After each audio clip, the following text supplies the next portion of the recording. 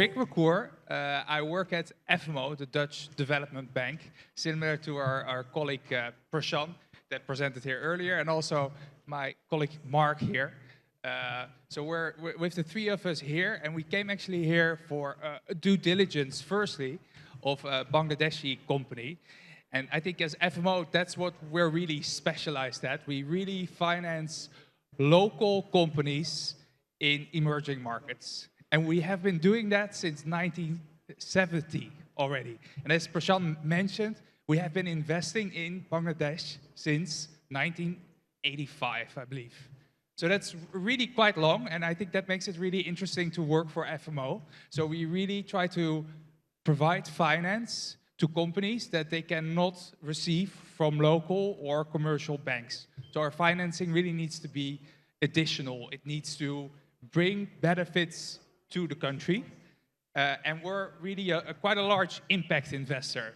So we have a portfolio of around 13 billion US dollars. We are actually for 51% owned by the Dutch state, but for the other 49%, we're owned by commercial parties. We have a mandate that is quite similar to other DFIs, such as IFC, DEG, or Proparco. So IFC is the part of the World Bank, DEG are the Germans, Proparco is the French. But we're the only one that is really privately financed, partly from a shareholder perspective. We also raise bonds on the international markets. They are AAA rated due to a guarantee from the Dutch state. So that allows us to kind of offer capital that is not cheaper. We try to offer market rates, but we at the same time do try to, as I said, offer capital that typically has a longer tenor or that is, not available because the local financial sector doesn't have enough financing lines available. And I believe that is a problem here in Bangladesh due to the current financial crisis, you could say. A lot of banking lines are reduced for a lot of companies. And that's where I think we as FMO can really play a role. And due to that, there are a lot of opportunities for us here as well. So we have three sectoral focus: agribusiness that I work for, we have financial institutions, and we have energy. I have to admit, for agribusiness, we currently don't really have any investments in Bangladesh. So we're here working to change that, and we very much look forward to working with more companies here in the future. I think right now the environment is very, very positive. So this is our theory of change, a lot of information. I think what is important to understand is that we invest across the agri value chain, and we do that with a perspective that in 2050 there will be 10 billion people living on this planet, and we want them to live well within the planetary boundaries. So within agribusiness, we have around a 2.1 billion portfolio. Last year, we invested 900 million, which is truly quite a lot. So we partly do that also through syndicated transactions, which can be very, very large. We have about 90 customers.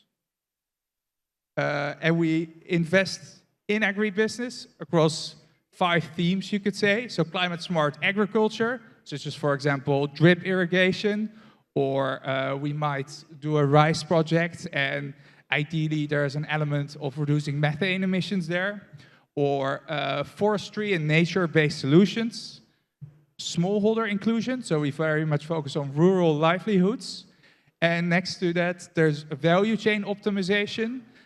Sometimes it can be a bit boring, but the climate impact can be huge if you provide more energy efficient equipment, and it can also improve export revenues or reduce import costs.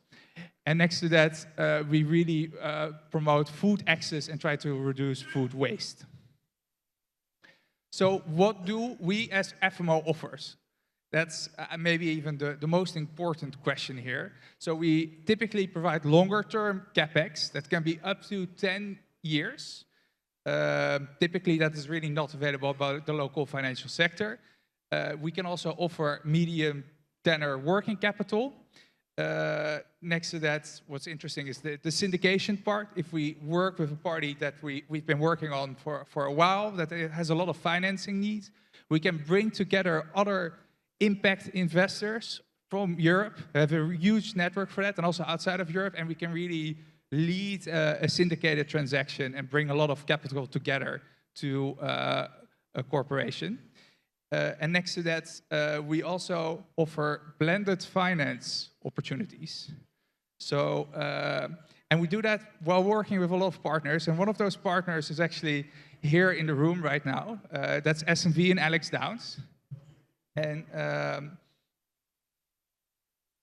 yeah, I'll mention a bit more about him. I think he presents after this, but what we typically look at before we provide financing is a positive track record of a company of at least 3 years. All our investments need to be in emerging markets. We're a bit different than Invest International, which really focuses on Dutch companies. But for us, the focus is really on local companies or companies in emerging markets with a broader scope.